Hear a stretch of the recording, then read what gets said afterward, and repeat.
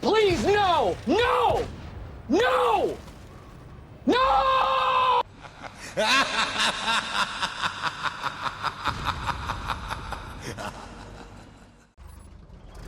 Hi guys and welcome back to the channel. Today I've got two replays in the German Tier 9 heavy tank, the VK4502B. Now if you haven't guessed by the title, as always, this is the third mark video for the tank, so this is one of the games leading up to and the game that achieves the third mark of excellence for the tank. Now the VKB, I did a video about the Panzer 7 on track a couple of weeks ago. And I actually ground the 3 mark out around the same time as doing that Panzer 7 on track. And I actually had a game after this that put me closer to the 3rd mark, but I used that game because it was an ace tanker in the Panzer 7 on track video. It literally came at the right time just for me to do that video. So there's this game that was probably one of the other notable games just before it, and then the 3rd mark game. Now this tank, like I say, if you want my full opinion about it, you can check out the on-track video. I'll go across all of the tanks in the Panzer 7 line, give my thoughts on them, give my sort of equipment loadout, setup, that sort of thing, you know what I mean? And, yeah, the VKB. It's one that it kind of irritated me a little bit pre-6.0, because it's not an E75, so it's not got that good mobility that the E75 has, and the gun with the gun depression was just worse than an E75. The tank was all round, except, well, I say all round, the armour on this tank is still very, very good and probably still better than the E75. But was it enough for me to lose everything else that the E75 had to then play this with the back-mounted turret and incredible frontal armour? No. But post 6.0, because the gun behaves a lot more and the reload is just that little bit better, I actually kind of enjoyed it a hell of a lot more. And the give that this armour has on this tank is really, really nice. As you see, the IS-3 bounces off our front lower plate there. Because, I mean, incredibly, it used to be even better, which is just crazy. In the fact that this frontal armour is just nuts. It's really, really good. It takes a lot of pen to go through even the lower plate, as the IS-3 Panzers, obviously. But yeah, it takes a lot to go through the lower plate on this tank. You can literally hang yourself around a corner like this, really well angled, just as long as you're hiding the drive wheel, and people will bounce. And that's a really good strength of this tank. The issue is because the reload's quite bad, and the gun handling was quite bad pre-6.0, post-6.0 it's not really an issue, is that you'd end up missing a few shots here and there, and you couldn't afford to do it with the terrible reload. And then you'd have a lot of games where they just passed you by. And because you only have a 30 km/h top speed, same as the Icebreaker. The Icebreaker has this issue too, which is the Tier 8, basically the Tier 8 version of this tank, but with a worse turret and just slightly worse armour. And yeah, generally the issue for both tanks is that games do tend to pass them by a little bit. And that is a major issue for the tanks. And that's a general issue really for a lot of slower tanks like the VKB, but it was really annoying that you'd end up missing shots as well, because it was like wasting potential, and then the games would just pass you by because you couldn't quite fight fast enough to keep up with the damage that was flowing on the flank you were in. You'd either end up getting swarmed by people because they've killed your whole team before you managed to get like 4 shots off, or their whole attack towards where you were would be dead because your team had just killed them before you managed to get 4 shots off. And that's the way it is. But that's not the way it has been on this game on Arctic Region. Their team has not crumbled, and our team hasn't really pushed their advantage yet. And that means that we've managed to dish out a good sum of damage. We're up to 4.1k damage, got 79 assistance, but we've blocked 3.7k as well, a testament to how good the armour on this tank can be, especially when you're facing tanks like these that are in front of me, like the Tier 8s, and a lot of Tier 9s as well, even do struggle just because, you know, there's a lot of tanks like, say, E50s, M46 Patterns, medium tanks basically, that have, you know, 220 Alpha, or 220 Alpha, 220 pen even, and stuff like that, that will do, you know, they will struggle to pen you frontally unless they press A, and even when they press A, they're not always guaranteed to go through. Because generally, if you've got about 260 pen, and this thing is flat on, you will pen the lower plate. But if it angles ever so slightly, it can bounce you, and it becomes very troll. And that's the strength of the VKB. Now, you're seeing here the thing you've got to be on the ball with when you are 3-marking tanks, especially tanks that are like the VKB, that are slow, is you've got to be aware of where the damage is and where the next set of potential damage that you could be getting is. So right now we've got 4.1k damage, which is just about enough to go up. Because I think when I did it, it was about 3k. I needed about 3 to 3.1k damage to get any sort of movement. If I got about 2.8k damage, that was a hold. That was like just about enough to not lose anything at all, which was nice. So we're up to 4.6k now, and I'm expecting probably round about 0.5, I'd say, roundabouts, 0.5% increase, which is, you know, nice when you're grinding through it. And like I say, at this point right now, I'm playing this tank. I was playing it to get Ace Tanker replays for, well, in an attempt to get Ace Tankers for the on-track series. So I kind of stumbled across the 3-mark grind just by doing that, which is one of the good things I like about doing the on-track series, is that I play tanks that I was probably not that likely to play, because this tank was one of those that I was more likely to pick the E75 over this tank.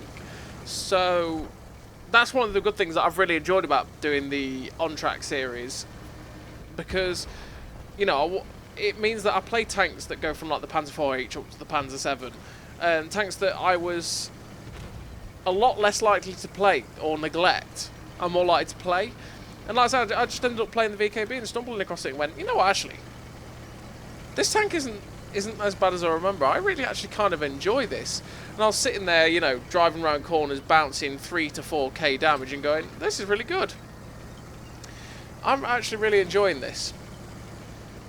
So right there, I kind of thought the light tank was going to charge down the ice road, because he sort of went unspotted on that hill, and I thought, oh, he's going to get unspotted, he's going to, you know, charge down the ice road, but he didn't.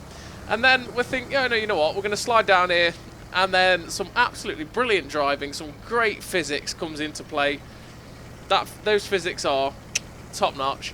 We barrel roll our tank off the cliff and just about survive, so we'll take it. But you see, he's now going to barrel off the hill over there, and you see, I'm kind of thinking, what's he going to do after he's come off that spawn hill? Is he going to go into the middle, or is he going to rush across this bridge?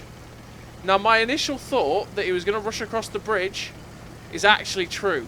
Look, he is actually rushing across that bridge, which was kind of the obvious thing he was going to do. So what I'm going to do is put some distance between me and the bridge so I can actually get the gun elevated and try and catch him as he comes across. So unfortunately, though, we actually fired just that little bit too late, and we ended up missing him, which he is really healthy as well. It would have been nice to get that extra bit of damage, push it up to 5k, but we unfortunately missed him. So we're going to try and cut him off at the pass as he goes possibly across the 5-6 line, but at this point I am really expecting him to just charge down the 9-10, and that's what I think he does. If he does actually decide to cross in front of us, that is a silly thing. He actually does cross in front of us. So he actually kind of makes a mistake there. And unfortunately, again, in my haste, you see I'm annoyed there with myself. My haste to shoot him as I came up, I should have waited that little bit longer, because that meant that he ended up crossing my gun line too late, pretty much. And I pulled the trigger, missed, made the mistake of firing to try and get him. And yeah, poorly led shot, we missed him. So there's another instance of just missing damage.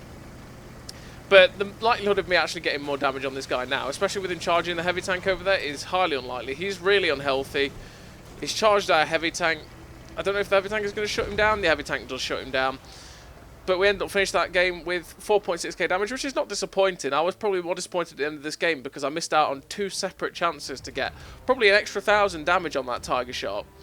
But we ended up with 4.6k damage, first class, high caliber, steel wall. We ended up at 92.4, I think it was, not 92.8. And yeah, then we had the game that was in the on-track series, and that put us up to like 94. And we ended up having, it was basically a couple more games, because really this 3rd mark didn't go that easily for me. It was more, it went steadily. I just managed to consistently do enough. There was no except for the on-track series game that I got, I never really did enough to have an outstanding game. I just did enough to hold the mark and keep pushing it up, like 0.2, 0.3, 0.2 here, there. You know what I mean?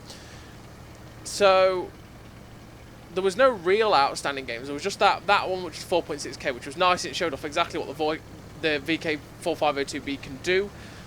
And then there was this game on Mali Winter, and now Mali Winter was the most frustrating map to get on Encounter for this tank. And it's exactly what happens in this game, which was so frustrating. I got caught out twice trying to grind this 3 mark on this map, did very little, and it's exactly what happened, which, to be fair, it's the experience. And again, it's remembering the experiences and knowing what's going to happen.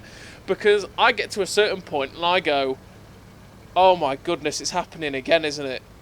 Nope, it's happening again. I'm not letting this happen. And then I changed the course of my action. Again, I didn't follow what I did the first 2 times that didn't work. And I went and changed it up and I did enough.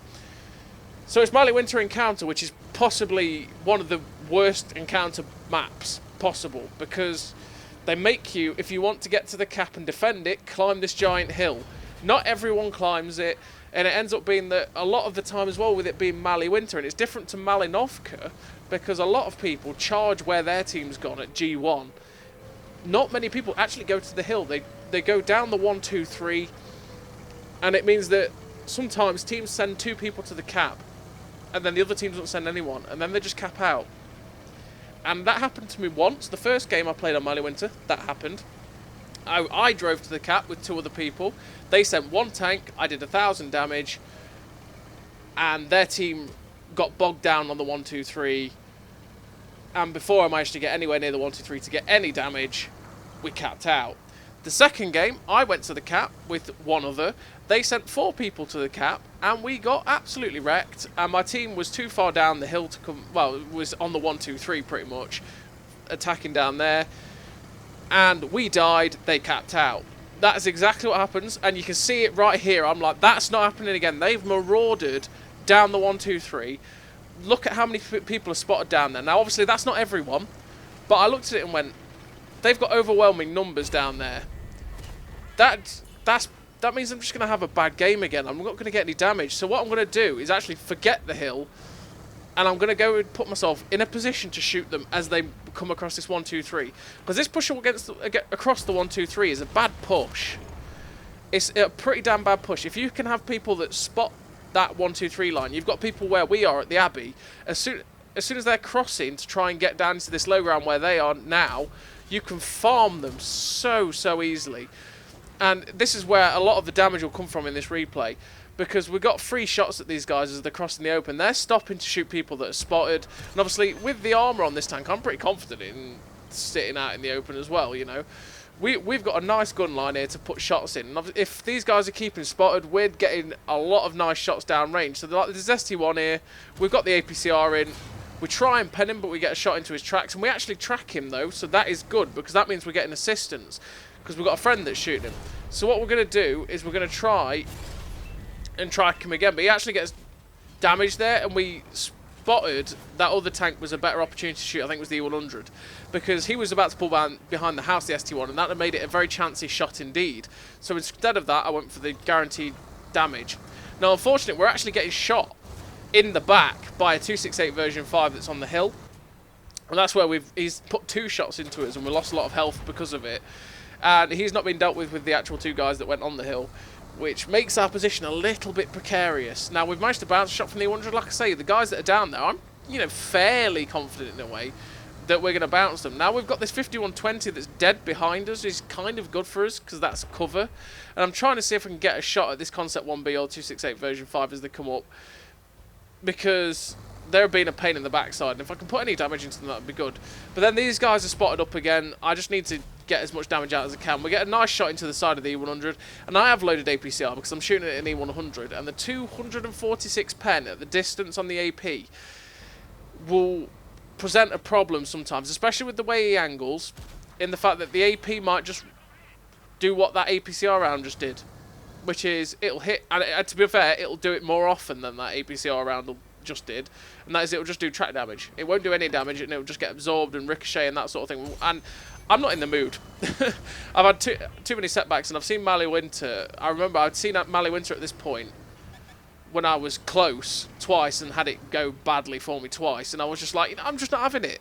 It's just not happening. I was frustrated with it, and I was like, nah, we're not having this happen. So this 268 version 5 has lovingly presented himself. We get lucky that we didn't get penned in the side there, but we got a nice shot into the side of that 268 version 5. He's a bit of a worry to me because obviously, you know, he could hurt me quite easily. He's got 303mm of pen. He could actually conceivably pen my upper plate, which, yeah, that wouldn't be fun. If he loads Prem and gets the like 400mm of pen, yeah, he will just butter the front of my tank, don't matter how good my armour is.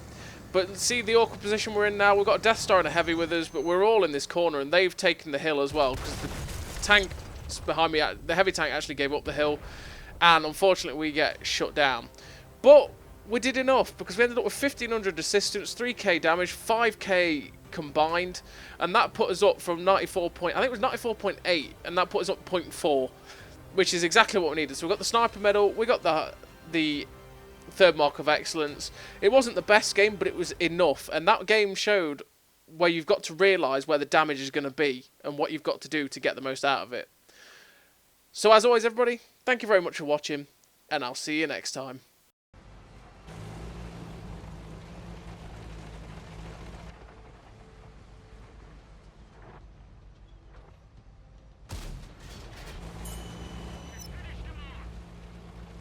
A great success!